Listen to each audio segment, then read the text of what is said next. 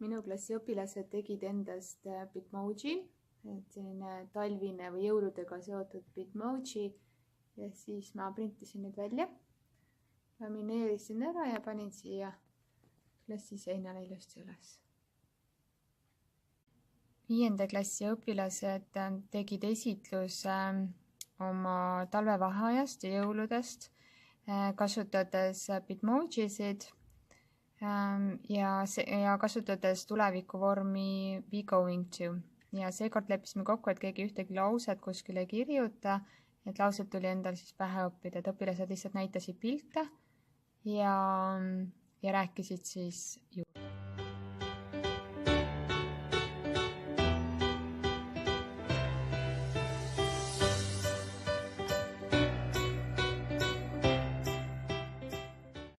Kes ei tahtnud või saanud endast Bitmojisid teha, siis näiteks siin on ühe poisi töö, kes siis joonistas pildid Paintis.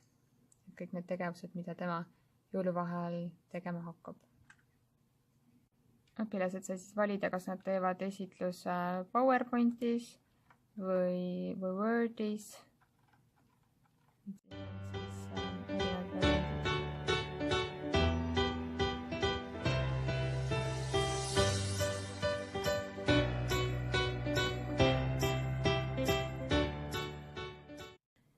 Samal ajal teised õpilased kuulasid esitlust ja panid kirja iga õpilase kohta kolm märksõna või 3 lauset, mida nemad siis jõulude ajal tegema hakkavad.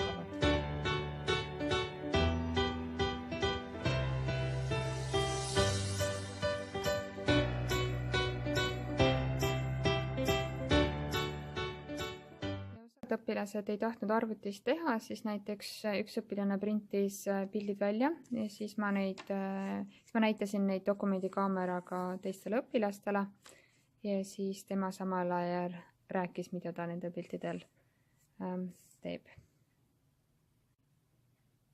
Ja need õpilased, kellel ei olnud üldse võimalik Bitmojisid kasutada, siis näiteks üks õpilane joonistas ise pildid, mida ta jõuluvahel tegema hakkab ja siis ma näitasin neid dokumendikaameraga teistele õpilastele ja tema samal ajal rääkis nendest piltidest.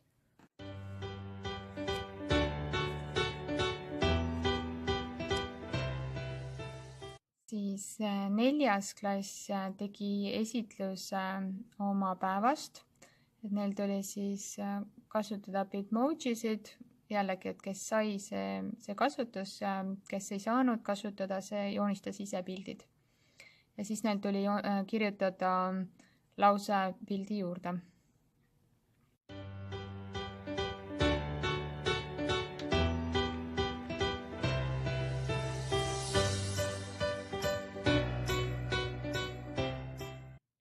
Bitmojisid saab kasutada ka õpilaste premeerimisel. Tavaliselt, kui õpilase töö läheb väga hästi, õpilasel läheb töö väga hästi, näiteks ta saab 5, siis ma kleebin õpilase töö peale mõne kleepsu. Siin on mul erinevad kleepsed, kas siis tähekesed või sellised naerunäkudega. Siin on need väiksemad näiteks või siis siin on näiteks fantastic, super, good work, nice ja nii edasi. Et nendele õpilastele, kelle töös ei ole mitte ühtegi viga, annan sellise kaardi. Neid nad saavad siis koguda 1. klassist peale.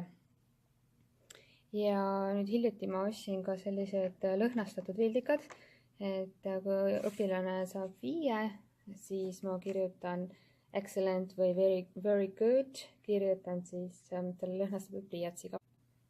Kui õpilasel läheb töö väga hästi, siis õpetaja saab enda näopildiga selle pildi välja lõigata ja ütleme siia kleepsu asemel hoopiski liimida enda pildi.